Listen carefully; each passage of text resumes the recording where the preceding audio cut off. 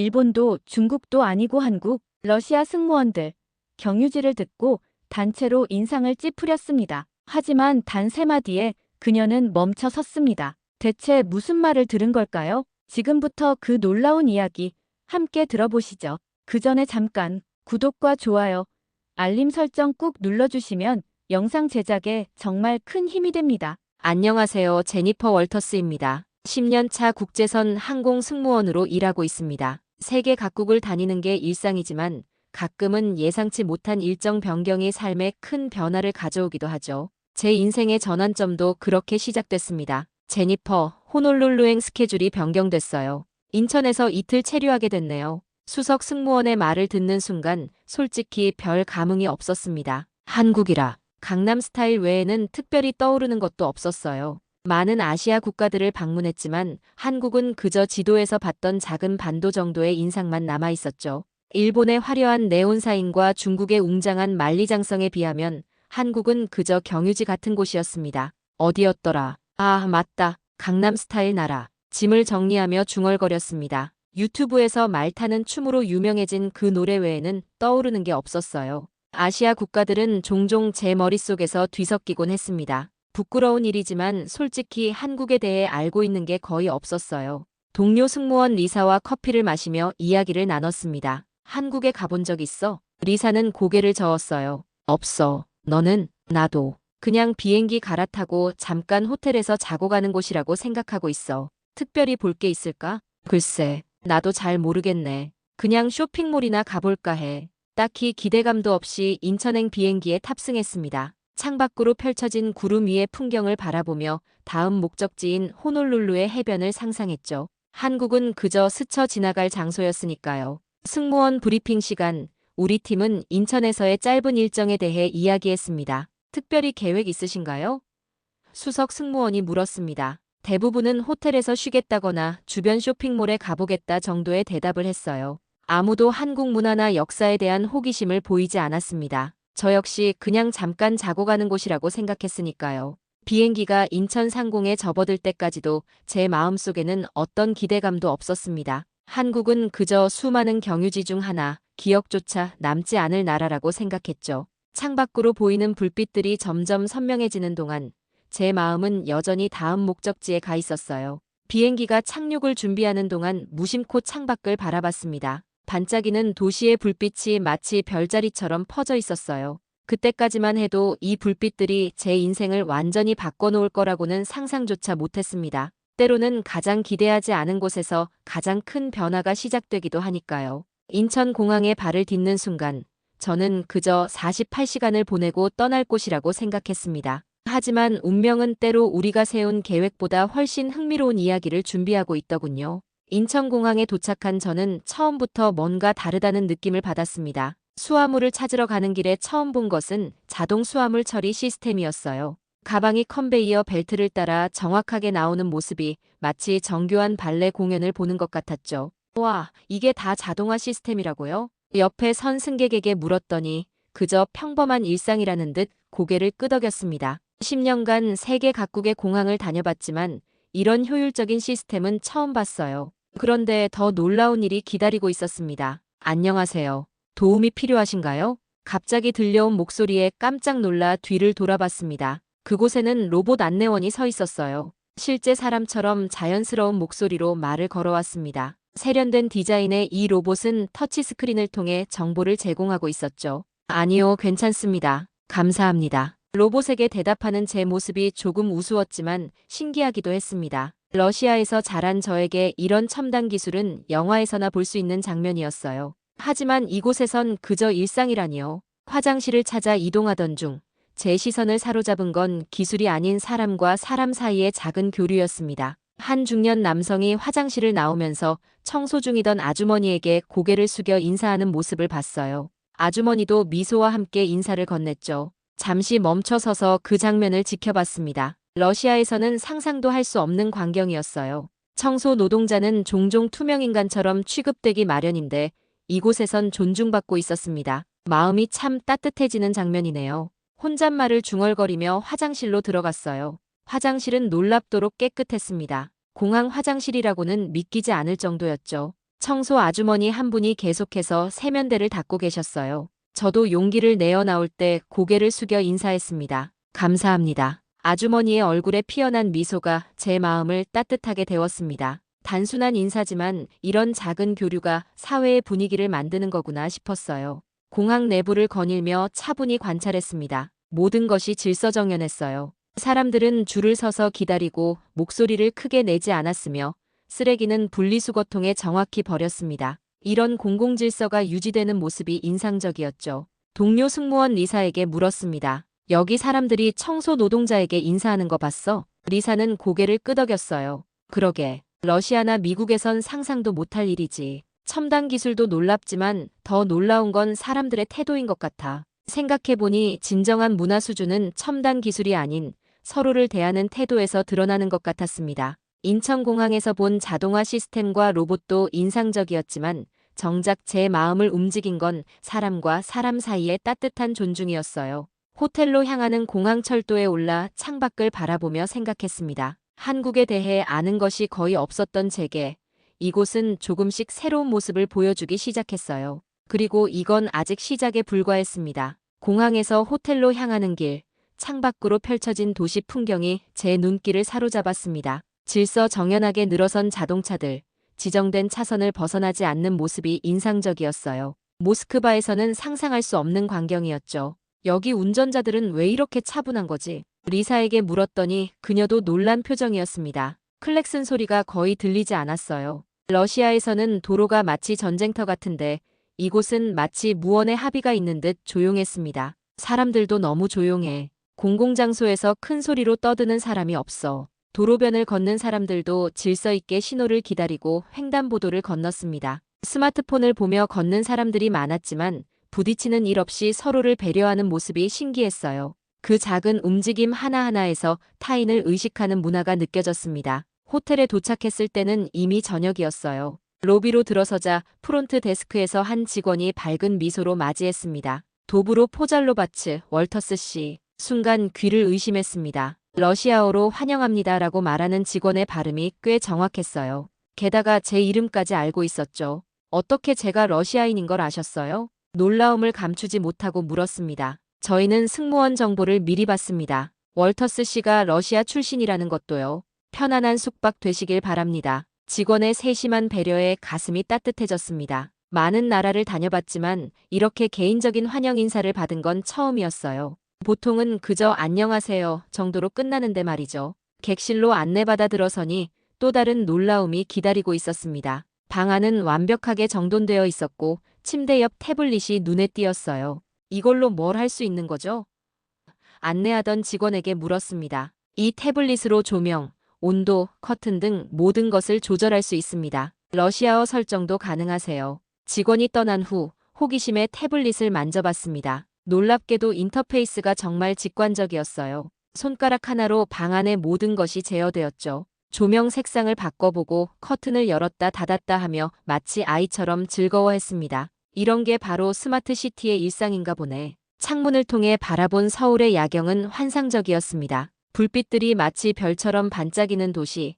그러나 러시아의 도시들과는 달리 조용했어요. 소음 공해가 거의 없었죠. 침대에 누워 오늘 하루를 되돌아봤습니다. 인천공항에서 시작된 놀라움이 호텔에서도 이어졌어요. 첨단 기술도 인상적이었지만 더 큰 감동은 사람들의 친절과 배려에서 왔습니다. 러시아어로 인사하고 제 이름을 불러준 그 작은 정성이 기술적인 편리함보다 더 마음에 남았어요. 단순히 잠깐 자고 가는 곳이라 생각했는데 내일은 어떤 발견이 기다리고 있을지 기대되기 시작했습니다. 이틀밖에 없는 짧은 체류지만 한국에 대한 제 인식이 조금씩 바뀌고 있었어요. 강남 스타일 외에는 아무것도 몰랐던 나라가 이제는 질서와 배려가 살아 숨쉬는 도시로 제 마음속에 새롭게 자리 잡고 있었습니다. 이튿날 아침 호텔 주변을 산책하기로 했습니다. 탁 트인 하늘 아래 서울의 아침은 생각보다 활기찼어요. 출근하는 사람들이 바쁘게 오가고 있었지만 어제 느꼈던 그 질서정연함은 여전했습니다. 카페에서 아메리카노를 테이크아웃해 들고 걷다가 우연히 한 장면을 목격했어요. 좁은 인도에서 노인과 청년이 마주쳤는데 청년이 자연스럽게 한 발짝 물러서며 노인에게 길을 양보했습니다. 그것도 아무런 말 없이 마치 당연한 듯이요. 이게 뭐 그리 특별한가? 처음엔 그렇게 생각했지만 곧 이런 장면이 반복되는 것을 보았습니다. 버스 정류장에서는 젊은이들이 노인을 위해 자리를 비우고 횡단보도에서는 어른들이 아이들의 손을 잡아주는 모습이 자연스럽게 펼쳐졌어요. 시간이 남아 근처 전통시장을 둘러보기로 했습니다. 골목골목마다 다양한 상품들과 음식들이 즐비했어요. 시장 한가운데에서 무거운 손수레를 끌고 가는 할머니를 발견했습니다. 숨이 차 보이는 할머니의 모습에 안쓰러웠는데 교복을 입은 학생과 정장 차림의 청년이 달려와 도와주는 모습이 눈에 들어왔어요. 할머니, 저희가 도와드릴게요. 학생과 청년은 마치 약속이라도 한 듯 손수레를 함께 밀기 시작했습니다. 할머니는 처음에 손사래를 치다가 이내 감사의 미소를 지었죠. 그들이 할머니를 도와 골목을 벗어날 때까지 지켜봤습니다. 왜 이 사람들은 이렇게 자연스럽게 돕는 걸까? 혼잣말처럼 중얼거렸습니다. 이런 모습은 모스크바에서는 보기 힘든 광경이었어요. 물론 러시아에도 친절한 사람들이 있지만 이렇게 자연스럽게 낯선 이를 돕는 문화는 아니었습니다. 아마 유럽 어디에서도 보기 힘들 거라 생각했어요. 잠시 벤치에 앉아 주변을 관찰했습니다. 사람들의 일상적인 움직임 속에서 발견되는 작은 존중들이 눈에 들어왔어요. 물건을 떨어뜨린 사람을 위해 멈춰서는 행인들, 길을 묻는 외국인 관광객에게 스마트폰을 꺼내 친절히 설명하는 학생들, 무거운 짐을 든 임산부를 위해 문을 잡아주는 청년들. 이건 연출이 아니야. 그냥 일상이구나. 마치 무언의 약속이라도 있는 듯 모든 사람들이 서로를 배려하고 있었습니다. 처음에는 이런 행동들이 특별한 날이나 특별한 사람들만의 행동이라 생각했어요. 하지만 시간이 지날수록 이것이 이 나라의 일상이라는 것을 깨달았죠. 리사에게 전화를 걸었습니다. 리사, 지금 어디야? 아직 호텔이야. 왜? 너도 나와서 이걸 봐야 할 것 같아. 말로 설명하기 어려운 뭔가 특별한 분위기가 있어. 전화를 끊고 다시 거리로 나섰습니다. 발걸음이 가벼워졌어요. 이제는 그저 지나가는 도시가 아니라 알고 싶은 도시가 되었습니다. 사람들의 행동 하나하나에서 느껴지는 그 따스함과 존중이 제 마음을 사로잡기 시작했어요. 주변을 둘러보니 이 나라에 대해 알고 있는 것이 너무나 적다는 생각이 들었습니다. 강남 스타일 외에도 아니 그보다 훨씬 중요한 무언가가 이 나라의 진짜 모습이었어요. 거리에서 마주치는 작은 존중들. 그것이 한국에 숨겨진 아름다움이 아닐까 생각했습니다. 저녁이 되자 배가 고파졌습니다. 리사가 호텔 직원의 추천으로 근처 삼겹살 식당을 가보자고 제안했어요. 한국 전통 음식이라니 호기심이 생겼죠. 삼겹살이 뭐야? 길을 걸으며 물었습니다. 돼지고기 구이라고 하던데. 직접 가서 보자. 식당에 들어서자마자 낯선 풍경에 당황했습니다. 테이블 가운데 있는 금속판, 수많은 작은 접시들, 그리고 공기밥까지 모든 것이 낯설었어요. 손님들은 고기를 직접 구워 먹고 있었죠. 우리가 직접 요리해야 하나? 리사도 저처럼 혼란스러워 보였습니다. 메뉴판을 들여다봤지만 한글로만 써 있어 아무것도 이해할 수 없었어요. 결국 주변 테이블을 가리키며 저거랑 같은 거요라고 말했습니다. 직원이 금속판을 달궈 놓고 고기를 가져왔어요. 그리고는 고기를 가위로 자르기 시작했습니다. 처음 보는 광경에 그저 지켜볼 수밖에 없었죠. 고기가 익으면 이렇게 드세요. 직원이 갑자기 상추잎을 펼치더니 그 위에 고기와 여러 반찬을 올리고 쌈장이라는 것을 발랐습니다. 그리고는 손으로 싸서 제게 건네주었어요. 저한테요? 당황스러웠지만 받아들고 한 입에 넣었습니다. 입 안가득 퍼지는 맛에 좋아해 놀라워했어요. 짭짤한 고기, 신선한 채소, 매콤달콤한 쌈장이 어우러진 맛이 새로웠습니다. 와, 이거 정말 맛있다. 리사도 직원에게 쌈을 받아먹고는 감탄했어요. 우리의 반응에 직원은 미소를 지으며 더 열심히 고기를 구워주기 시작했습니다. 주변을 둘러보니 다른 테이블에선 가족, 친구, 연인들이 모여 앉아 같은 그릇에서 음식을 나눠 먹고 있었어요. 서로 쌈을 싸주거나 고기를 구워주는 모습이 인상적이었습니다. 이게 음식이야, 문화야? 리사에게 물었습니다. 러시아에서 식사는 단순히 배를 채우는 행위였지만 이곳에서는 마치 하나의 의식 같았어요. 함께 나누고 챙겨주고 대화하는 식사 그 자체가 하나의 문화였습니다. 직원이 돌아와 제게 또 다른 쌈을 건네주었습니다. 이번엔 다른 소스를 발라 맛이 달랐어요. 제가 맛있게 먹는 모습을 보고 기뻐하는 직원의 표정이 인상적이었습니다. 그들에게 음식은 단순한 요리가 아니야. 문득 깨달음이 왔습니다. 한국인들에게 음식은 정을 나누는 매개체였어요. 직접 구워주고 싸주고 권하는 과정 자체가 사랑과 배려의 표현이었죠. 식사를 마치고 나오면서 생각했습니다. 한 테이블에 둘러앉아 같은 음식을 나누는 방식, 서로를 챙겨주는 모습, 이런 식사 문화에서 한국인들의 공동체 의식이 형성되는 게 아닐까요? 호텔로 돌아가는 길, 리사와 대화했습니다. 러시아에선 각자 자기 접시에 음식을 받아 먹잖아. 여기선 모든 걸 함께 나눠 먹더라. 맞아. 그리고 서로 음식을 챙겨주는 모습이 인상적이었어. 마치 가족 같은 느낌이었어. 그날 밤 침대에 누워 오늘의 경험을 곱씹었습니다. 처음에는 낯설고 당황스러웠지만 결국 깊은 의미를 발견한 식사 시간이었어요. 한국에서의 식사는 단순히 음식을 먹는 행위가 아니라 서로의 마음을 나누는 시간이었습니다. 내일이면 한국을 떠나 호놀룰루로 향해야 합니다. 하지만 이제는 그냥 지나가는 경유지가 아닌 다시 오고 싶은 곳이 되어 있었어요. 강남 스타일만 알았던 제가 이제는 한국의 진짜 매력을 조금이나마 느끼게 되었습니다. 마지막 날 한국에서의 시간을 최대한 활용하고 싶었습니다. 리사와 함께 어제 지나쳤던 전통시장을 다시 찾았어요. 아침부터 활기찬 시장 분위기가 저를 반겼습니다. 와, 여기 음식 냄새 정말 좋다. 다양한 음식 냄새에 이끌려 시장 골목을 걸었습니다. 빨간 음식을 파는 노점상 앞에 사람들이 모여 있었어요. 호기심에 다가가 보니 길쭉한 떡에 매운 양념을 버무린 음식이었습니다. 이게 뭐예요? 가게 아주머니께 물었어요. 떡볶이, 한국 대표 간식이에요. 외국인이라는 걸 알아차린 아주머니는 영어 단어를 섞어가며 설명해 주셨습니다. 맛있어 보여서 한 그릇 주문했어요. 리사도 따라 주문했죠. 외국인이시네요. 매운 거 괜찮아요? 아주머니가 걱정스러운 표정으로 물으셨습니다. 저는 자신만만하게 대답했어요. 네, 괜찮아요. 러시아 음식도 맵거든요. 떡볶이를 한 입 크게 베어 물었습니다. 처음에는 달콤하고 쫄깃한 맛이 좋았어요. 그런데 몇 초 후 입안에 불이 난 것처럼 매워졌습니다. 눈물이 왈칵 쏟아졌어요. 헉, 너무 매워요. 숨을 헐떡이며 말했습니다. 리사도 비슷한 상황이었어요. 얼굴이 빨개지고 콜록거리면서도 웃음이 나왔습니다. 주변 한국인들은 우리의 반응을 보고 미소 지었죠. 아주머니가 재빨리 다가와 종이컵에 우유를 따라 건네주셨습니다. 이거 드세요. 매운 거 가라앉아요. 외국인한테는 너무 매운가 봐요. 우유를 받아 마시고 나니 조금 나아졌어요. 아주머니는 또 노란색 단무지도 내밀었습니다. 이것도 드세요. 매운맛 가시는데 좋아요. 단무지를 씹자 상큼한 맛이 매운맛을 중화시켰습니다. 아주머니의 세심한 배려에 감동했어요. 낯선 외국인의 고통에도 즉시 반응하는 모습이 인상적이었죠. 괜찮아요?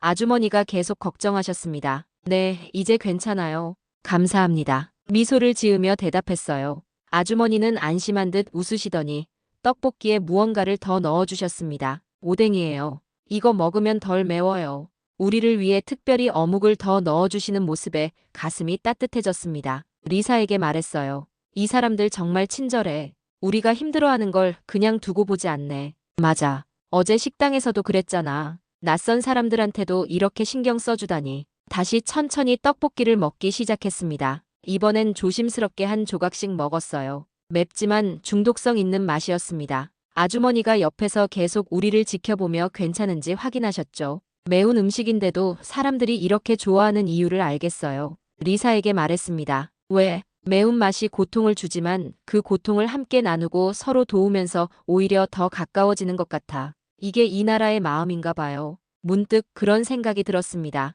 한국의 매운 음식은 단순한 요리가 아니라 이 나라 사람들의 성격을 보여주는 메타포 같았어요. 겉으로는 강렬하고 도전적이지만 그 안에는 따뜻함과 배려가 숨어 있는 떡볶이를 다 먹고 일어서며 아주머니께 진심으로 감사 인사를 했습니다. 정말 맛있었어요. 감사합니다. 아주머니는 환하게 웃으시며 손을 흔들어 주셨어요. 또 오세요. 시장을 나오면서 리사에게 말했습니다. 이번 여행에서 가장 기억에 남을 것 같아. 뭐가? 매운 떡볶이? 아니, 그 매운맛을 견딜 수 있게 해준 따뜻한 마음이. 이제 공항으로 돌아가 호놀룰루행 비행기를 타야 할 시간이 다가오고 있었습니다. 하지만 제 마음은 이미 여기 한국에 머물러 있는 것 같았어요. 비행 시간이 다가오자 아쉬운 마음으로 인천공항으로 향했습니다. 짧은 48시간이었지만 한국은 제 마음속에 깊은 인상을 남겼어요. 처음엔 그저 경유지에 불과했던 이곳이 이제는 다시 찾고 싶은 나라가 되었죠. 공항에 도착해 체크인을 마치고 출국장으로 향했습니다.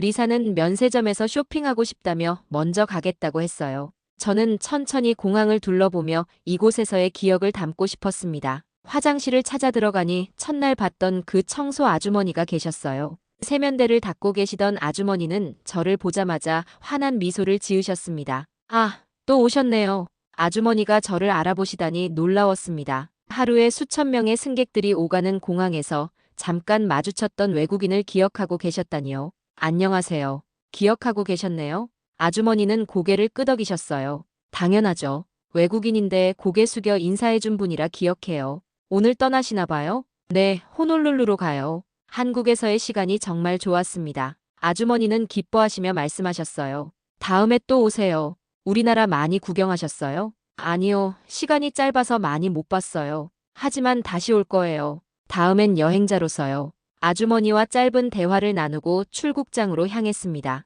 면세점을 지나가다 작은 기념품 가게가 눈에 들어왔어요. 한국을 기억할 수 있는 무언가를 사고 싶었습니다. 가게를 둘러보다 작은 열쇠고리를 발견했어요. 전통 한복을 입은 소녀 모양의 열쇠고리였습니다. 단순한 기념품이었지만 이상하게 마음이 끌렸어요. 이거 주세요. 계산하면서 점원에게 물었습니다. 혹시 한국어로 다시 만나요는 뭐라고 해요? 점원은 미소 지으며 대답했어요. 다시 만나요 라고 해요. 또는 다시 뵙겠습니다라고 하면 더 정중해요. 다시 뵙겠습니다. 그 말을 따라 해보며 열쇠고리를 손에 쥐었습니다. 작은 소녀 모양의 열쇠고리가 이제는 단순한 기념품이 아니라 한국에서의 모든 경험과 감정을 담은 소중한 물건이 된 것 같았어요. 탑승구로 향하는 길에 리사를 만났습니다. 무슨 일 있었어? 얼굴이 달라 보여. 리사가 물었어요. 그냥 누군가를 다시 만났어. 그리고 작은 선물도 샀고 열쇠고리를 보여주며 말했죠.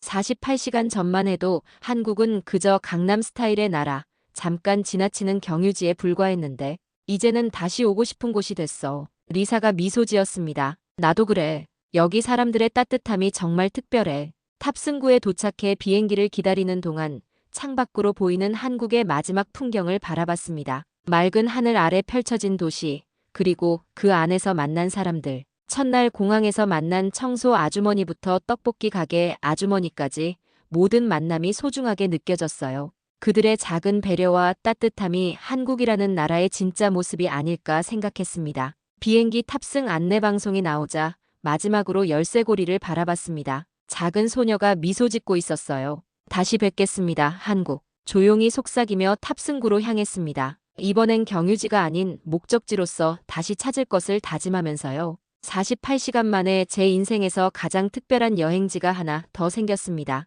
비행기가 이륙하자 창밖으로 인천의 풍경이 점점 작아지기 시작했습니다. 순간 가슴이 꽉 막히는 듯한 아쉬움이 밀려왔어요. 겨우 48시간 머물렀을 뿐인데 마치 오랜 친구와 헤어지는 것 같은 감정이 들었습니다. 구름 위로 올라가는 비행기 안에서 열쇠고리를 꺼내 바라봤어요. 한복 입은 소녀의 미소가 한국에서의 모든 순간을 떠올리게 했습니다. 첫날 공항에서 만난 청소 아주머니, 호텔 직원의 러시아어 인사, 길에서 노인을 배려하던 청년들, 삼겹살 식당 직원, 그리고 매운 떡볶이를 먹다 눈물 흘리는 저를 걱정해주던 시장 아주머니까지 생각에 잠겨있네. 옆자리에 앉은 리사가 말했습니다. 응, 한국에 대해 생각하고 있었어. 나도 그래. 솔직히 별 기대 없이 갔는데 생각보다 훨씬 따뜻한 나라였어. 리사의 말에 고개를 끄덕였습니다. 단지 기술이 발달한 나라가 아니라 그 기술 속에서도 사람을 존중하는 문화가 살아있더라고.